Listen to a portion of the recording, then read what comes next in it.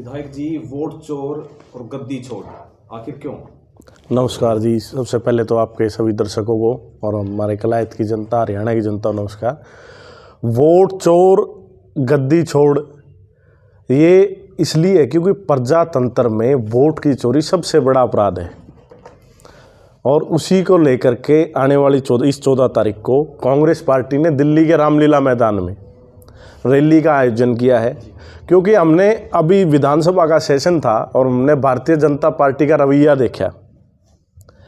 आप सोच सकते हैं कि जो देश के जो भारतीय जनता पार्टी के शीर्ष नेतृत्व के लोग हैं, किस प्रकार के उन्हें शब्द अनपार्लियामेंट्री लैंग्वेज यूज़ करी जब डिबेट थी। तो इससे पता चलता है कि कहीं ना कहीं उनको इतना घमंड है, आज वो लोगों के वोट चोरी करके सत्ता में आते हैं और वो ये चाहते हैं, भाई उनकी सोच है कि हम आगे भी ऐसे करते रहेंगे।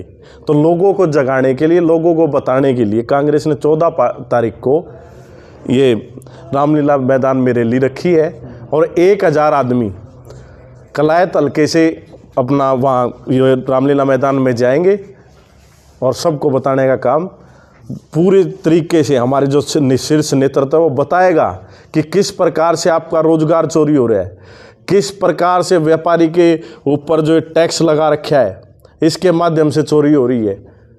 तो ये बहुत सारी किसानों के साथ क्या जो ज़बरदस्ती हो रही है हम देखते हैं। इस बार भाई जो धान होती है, जो झाड़ है वो भी कम हो रहा है, उसके बाद पीवी कराई जा रही है तो फालतू निकल रहा है।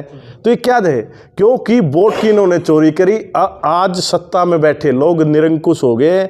वह ये सोचा भाई तारा तो हाथ में सारा सौदा आ गया, सारी संस्थाएं तुमने कंट्रोल कर ली, तुम्हें कोई जरूरत नहीं है लोगों की, इनके चाहे तो वोट उड़ा दो, SIR सिस्टमेटिक तरीके से वोट काटो जो इनके खिलाफ, जो इनके विरुद्ध है। जैसे कि हमने बिहार में देखा 8 से 10 ऐसी सीटें थी, उनमें इंडियन एक्सप्रेस में आ था कि उनमें जितना मार्जिन था जिससे इंडिया गठबंधन जीता हुआ था उतने वोट कटे हैं और उसी से और थोड़े मार्जिन से भारतीय जनता पार्टी वो सीटें जीती है। ये तो सारी व्हाट्सएप यूनिवर्सिटी की बातें उठा के लिया करते हैं। हमने देखा पार्लियामेंट में जो इन्होंने तथ्य रखे वो उन व्हाट्सएप यूनिवर्सिटी वाले थे और जो हमारे गृह मंत्री उन्हें ऐसी बातें नहीं करनी चाहिए। क्योंकि सोनिया जी के, आप एक सोचो, जब सोनिया जी की क्या उम्र थी उस समय राजीव जी लोगों के बीच में नहीं रहे। उस परिवार के बारे में सोचो। इंदिरा जी का जब शहीद हुए थे, राजीव जी शहीद हुए हैं, उसके बाद उन्होंने अपने आप को हिंदुस्तान के हिसाब से डाला और एक बहुत बढ़िया लीडरशिप कांग्रेस के माध्यम से हमारे देश में स्थापित हुई। और उस दौरान ही जब मनमोहन सिंह जी हमारे प्राइम मिनिस्टर थे, हिंदुस्तान चाइना के बराबर था। आज हमारा GDP क्या है? ये झूठे आंकड़े पेश करते हैं। प्रति व्यक्ति आय क्यों नहीं बताते? आप छोटी सी बात ये लो, प्रति व्यक्ति आय जब एक कौशल में 10,000 में नौकरी देंगे 13-13 हज़ार में, तो प्रति व्यक्ति आय कहाँ बढ़ी?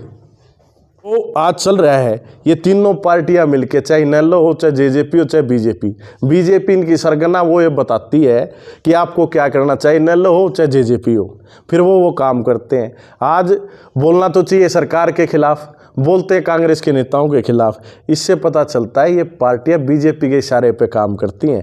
और वोट चोरी एक तरीके की नहीं है, ये सबसे बड़ी वोट चोरी है। अगर जो ये कहीं फाइट में होते कभी भी, जब अगर जो हमने BJP हरानी थी, BJP को हराना चाहते, तो ये कहते भाई हम इंडिया गठबंधन का पार्ट बन जाएंगे।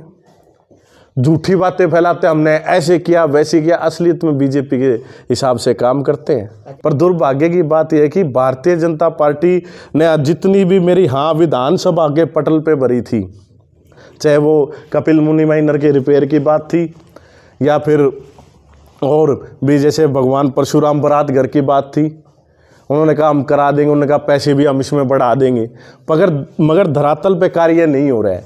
क्योंकि आज ये सोचने की जरूरत है भाई वो फंड क्यों नहीं आ रहा इतने दिन से, कहाँ जा रहा है पैसा देश का? टैक्स तो ये कह रहे हैं हमने GST इतना कलेक्ट कर दिया, उतना ये सिर्फ और सिर्फ वोट चोरी में यूज़ हो रहा है। एक साथ 30-30 हज़ार करोड़ रुपए खाते में जो बिहार में गई, वो क्या है?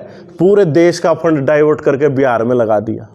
कब तक चलेगा? विधायक जी, कलायत के लोगों की बात की जाए, लोगों के अंदर एक विचार, एक धारणा ये भी है कि वोट कलायत ने दिया आपको, विधायक को ना दिया तो जो आपकी मीटिंग होती है ना वो कैथल क्यों होती है?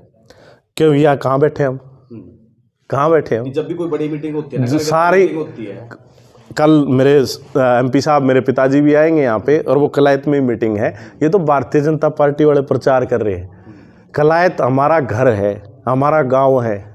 मेरे दादाजी, मेरे पिताजी यहाँ पे पैदा हुए हैं, हम यहाँ पैदा हुए हैं, हमारी धरती है। और ये तो सिर्फ एक प्रचार छेड़ दिया, नूह है नूह है। ये कलायत के हर घर में हमारा ऑफिस है। अब जैसे डीडी भैया हो गए, नवीन भाई हो गए, हमारे कमल अंकल हो गए, ये सारे बैठे हैं यहाँ पे। ये क्या है? हमारा तो ऑफिस है। और सबसे बढ़िया जगह तो यार रेस्ट हाउस है। ये इसको बनवाने वाले भी चौधरी जयप्रकाश जी हैं। उन्हीं ने मंजूर कराया था सब डिवीज़न। सबसे छोटा सब डिवीज़न है हरियाणा का कलायत। बीजेपी सरकार थी ना जी, जो लोग कहते हैं कि पहले ना समस्या सुनी जाती थी यहाँ पर लोगों की, भी आप जो समस्या है ना हमारे सामने रख दें, हमारे समस्या रख दीजिए और हम किसने सुनी? करवा देंगे। बीजेपी वाले जी। समस्या खड़ी करनी है, सुनेंगे ये क्या? आज ये देखो, सबसे बड़ी समस्या है बेरोजगारी। कितने नौजवानों को रोजगार मिल रहा है भारतीय जनता पार्टी? ये जो कौशल लेकर के आए हैं, ये कहते हैं हम इन पहले विधानसभा में कहा था भाई कौशल में हम पक्के कर देंगे। ये भी एकदम नाम डिलीट हो जाता है। 2-2, 3-3 महीने वो बच्चे वहाँ नौकरी करते रहते हैं। बाद में उन्हें पता चलता है भाई तनख्वाह इसलिए नहीं आ रही क्योंकि तुम हटा दिए। ये रोजगार दिया है या समस्याओं का समाधान कराया भारतीय जनता पार्टी? आप बताओ, कौन सा समाधान इन्हें कराया? तो कोई प्रोजेक्ट लेके आने वाले हो विधायक जी? फिर मैं विपक्ष में हूँ। मैं तो ये कह रहा हूँ, जो मेरी हाँ भर दी मेरी वह बनवा दे, 17 गाँव में पानी चालू करवा दे, काम करा दे। इस टेंडर चीफ मिनिस्टर साहब के पास फाइल पड़ी है, उसे चालू कराएं। बहुत सारे हमारे प्रोजेक्ट है, मैं तो सारे पास पढ़ रहा हूँ। मैं तो ये भी कहा था, उम्मीद है जी। उम्मीद तो भारतीय जनता पार्टी से कुछ की नहीं जा सकती। सारा अमला जमला तो अब यूपी के चुनाव में लाग जाता है, हरियाणा वाले इनकी भी ड्यूटी डला देंगे। आज सरकार ऐसी आ गई, सिर्फ इलेक्शन मशीनरी है, लोगों के कामों से न कोई लेना देना नहीं। तो भारतीय जनता पार्टी वालों से पूछना चाहिए, विद साहब क्यों नाराज रहते हैं सीएम साहब से? सीएम साहब क्यों नाराज रहते हैं विद साहब से? कैप्टन साहब क्यों नाराज रहते हैं पूरी भारतीय जनता पार्टी से? आपका नाम विकास है, वो कहते हैं कि असली विकास तो हमारे पास है। आपका नाम तो विकास है, विधायक बना दिया आप, लेकिन बीजेपी के लोग कहते हैं बीजेपी वाला विकास तो हमारे पास है, हम असली विकास तो विकास ही करेंगे। और पहले भी कांग्रेस पार्टी ने किया है, जब भी विकास कांग्रेस में है, क्योंकि जो सच्चाई है वो जहाँ पे इस देश को आगे बढ़ा करके लेके गई वो कांग्रेस पार्टी लेके करके। जब अंग्रेज गए थे तो वो कह के गए थे कि कोस कोस पे पानी बदलता है, बोली बदलती है, देश कभी एक नहीं रह सकता। मगर कांग्रेस पार्टी ने इस देश को एकजुट रखा, और जहाँ एक सुई तागा तक नहीं बनाया करता, वहाँ पे बड़े बड़े डैम बनाए, IITs बनाई, IIMs बनाए।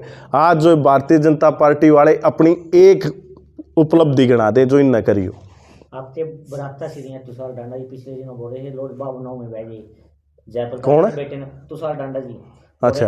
विकास ने बोला 50-50 लाख रुपए खाते में डालने हैं सरपंच, और पता नहीं क्या है वो सरपंच बाबू में बैठे। मैं तो कह रहा हूँ सरपंच आए डालने चाहिए। आज तो कॉस्टिंग इतनी बढ़ गई है, सरपंचों पर विश्वास क्यों नहीं करती सरकार?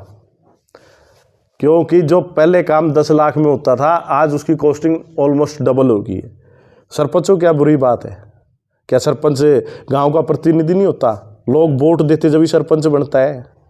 और भारतीय जनता पार्टी इसका मतलब सरपंचों के खिलाफ के बाद जो वोटर है ये उनके खिलाफ है। क्यों नहीं विश्वास करते ये? देने चाहिए 50-50 लाख। मैं तो कहूँ बतेरा माड़े कहते हैं हमारा इतना बहुत पैसा, सरकार के पास कोई कमी नहीं है। फिर जो हमारे एस्टीमेट है उनमें मंजूर भी हो जाते हैं। ये क्यों को इसको घटाओ जी, ये तो ज़्यादा हो गया। अरे कोई बात नहीं, गली बननी है, 5-10 ऊपर बन जाओगी, बनवाओ तो सही। और मेरा सबसे एक ही निवेदन है कि आने इस 14 तारीख को कलायत या अपनी रामलीला मैदान दिल्ली में वोट चोरी को लेकर के बहुत बड़ी रैली होने वाली है। उसमें ज़्यादा से ज़्यादा लोग कलायत हल्के से पहुँचें, और 1000 लोग हम लेकर के जा रहे हैं। और एक और मेरा लोगों से निवेदन ये है कि ये पहचान करो कौन आपके साथ है, कौन आपके खिलाफ है। वोट काटुओं से बचो, वोट चोरी से इस देश को बचाओ, अपने भविष्य को बचाओ।